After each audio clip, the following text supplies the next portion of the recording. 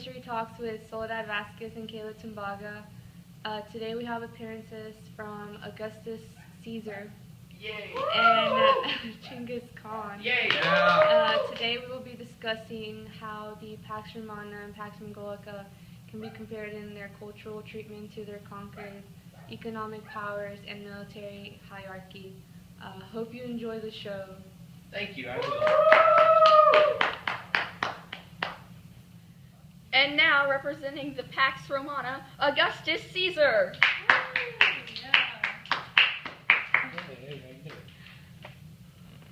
For our first discussion, let's talk about your cultural treatment of your conquered.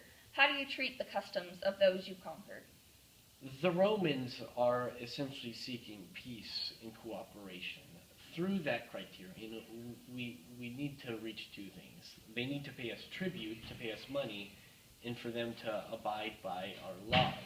So essentially, we make the culture conform to our standards. Why must those you conquered abide by your law? Our law is supreme. So you are seeking both tribute and for them to abide by your law? Yes, that is how we see peace. What is your definition of peace?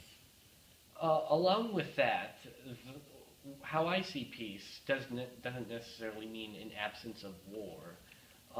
Peace is when the rare case of Rome has no worthy enemies to conquer. Well, let's look at a map of your empire. Here we can see our model was rather successful with the areas we conquered. Here is our capital, Roma, in what you now call Italy.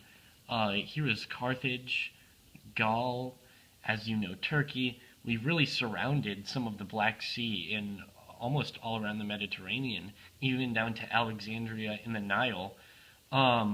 We've farmed a lot of hemp and flax up in the northern Africa region, and we're actually starting to experience agricultural problems as the soil's starting to get burned out. See on this map, we have paved an extensive amount of paved roads throughout the empire. This has facilitated a fair amount of trade. This only happens in a time of great peace with the Pax Romana. Unfortunately, when this great interaction occurs along with this great peace, spread of diseases happens as well. So that brings us to our second topic, economic power. How do you feel about the economic power in your empire? It is pretty good. It is given less dependency onto expansion, as the peace of the Pax Romana does. It has also, unfortunately, created expansion with the roads and the economy to the expansion of Christianity, a very, very cultish, weird religion. Okay, so on to our third topic, military hierarchy. How do you see yourself among your other political and military conglomerates? I don't see myself too much above or too much below my advisors. However, I do see myself clearly above the majority of people I rule. Many critics would call you a tyrant. What is your opinion on that? They can think what they want to think, but I am the ruler of the Pax Romana period, a very peaceful period. As long as someone pays tribute and abides by our laws, we will not seek a problem with them, and they can act somewhat autonomously. Well, thank you, Augustus. That's all for today. Thank you. Okay, guys, now we have our second guest, Genghis Khan, representing the Pax Mongolica. Yeah! Woo! Okay, so for our first topic, we have the cultural treatment of your conquered. What interaction did you have with those you've conquered? After conquering other civilizations, we examined them for parts and pieces that we appreciated and then combined them with our own culture. Are there any specific cultural examples that you did not appreciate? Yes, there are several, in fact, one of which was the practice of foot binding in China that we did not concur with. Okay, so for our second topic, let's talk about the economic power while looking at a map of your turf. How did your empire's large area of land affect international trade? Well, our ownership of the Silk Road allowed the Mongolians enormous control over all of trade in Asia and a great deal of influence into the trade in Europe, including the introduction of several practices into the global trade. What are some economic advancements you've spread throughout your empire and beyond?